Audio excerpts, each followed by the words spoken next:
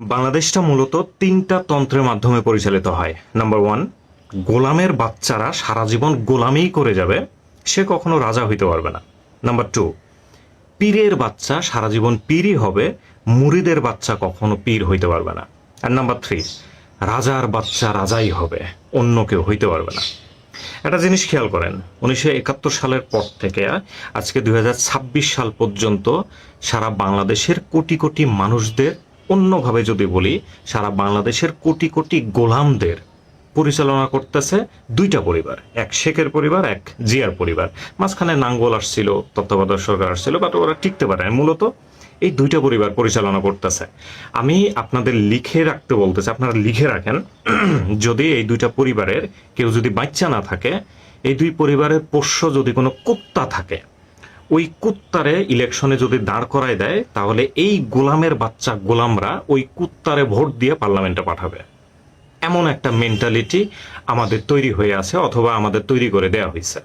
Now millions dollar of question, যে এই যে মেন্টালিটি, ঠিক আছে, জাতিগতভাবে এই যে গোলামির যে মেন্টালিটি, ঠিক আছে, একটা দেশের সিটিজেনশিপ হওয়ার পরেও গোলামির যে মেন্টালিটি, এটা কি আমাদের ভেতরে আগে থেকেই ছিল, নাকি আমাদেরকে দিয়ে দেওয়া হয়েছে, নাকি আমরা নিজেরাই নিজেদেরকে গোলাম হিসেবে মনে করছি, যার কারণে এই চাটুকার একটা জীবন পার করতেছি? চিন্তা করে দেখেন, একজন রাজা, বাংলাদেশের প্রেক্ষাপটেই বলে, একজন রাজা তার সন্তানকে রাজা বানানোর জন্য এই গোলামদেরই সাপোর্ট নেয়। এই গোলাম ছাড়া কিন্তু তার সন্তান রাজা হইতে পারবে না। এবং এই গোলামের বাচ্চারা নিজে খেয়ে না খেয়ে রাস্তায় মিছিল মিটিং করে ঘাম ঝরায়, রক্ত ঝরায়, আমরা আছি রাজপথে, রাজপথ ছাড়বো না, ঠিক আছে, এই যে স্লোগান দিতে দিতে রাজার পোলারে যে আবার রাজা বানাই দিতেছে, এই গোলামরাই কিন্তু সব করতেছে। ওই রাজা কিন্তু এই গোলামদের দিয়েই তার পোলারে রাজা বানাইতেছে।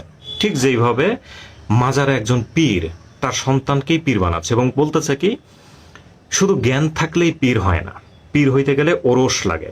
তো সবগুলা মুরিদের ওরস তো এক পীর হইতে পারে না, তার ওরস যার সন্তান একজন অথবা দুইজনে হবে, সুতরাং সেই পীর হবে।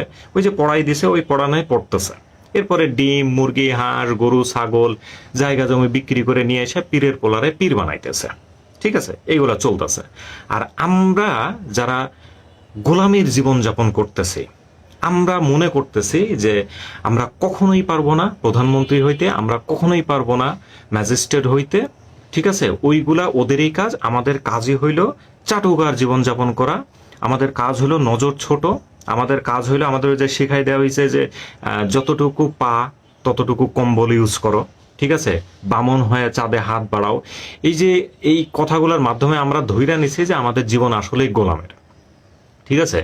যার কারণে কেমনে এটা পসিবল যে শুধুমাত্র দুইটা পরিবারের মানুষ যুগ যুগ ধরে বাংলাদেশটারে চালাইছে বা চালাচ্ছে, বাংলাদেশে আর কোনো যোগ্য মানুষ নাই, ঠিক আছে, এই দুইটা পরিবারের বাইরে আর কোনো যোগ্য মানুষ নাই, কোনো শিক্ষিত মানুষ নাই, কোনো কূটনৈতিক মানুষ নাই, সবগুলা পাও চাটতে চাটতে ওরাই চ্যাম্পিয়ন। ওই দুই পরিবারেরই প্রধানমন্ত্রী বানাইতে হবে, নাহলে বাংলাদেশ ধ্বংস হয়ে যাবে, বাংলাদেশের জিডিপি শেষ হয়ে যাবে।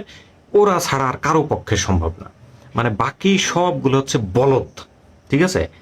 ওই দুই পরিবার ছাড়া সারা বাংলাদেশে আর কোনো মানুষ নাই, সবগুলো হচ্ছে গোলাম, ঠিক আছে। এখানে কোনো আদমের বসবাস নাই, সবগুলা গোলাম।